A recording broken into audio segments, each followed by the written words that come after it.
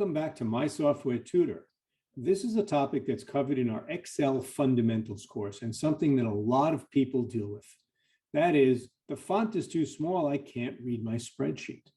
Well, the knee-jerk reaction would be to just increase the font size. And you can certainly do that, but what happens is you'll start to mess with the formatting of the spreadsheet. It won't look as neat and clean as you would like. However, Excel has given us a really useful tool, a simple tool, that's down here in the lower right-hand corner where my mouse is moving. And it's called the Zoom Toolbar. And it's got three elements to it. The first is it's got a slider, this little white button, that when I click on it and drag, will let me drag to any size, increase the zoom or decrease the zoom without changing the formatting of the slide. So that's one tool. Then I've got the minus sign and the plus sign, and that will increase in increments of 10%. So I can go up by 10%, 30, 40, 50%.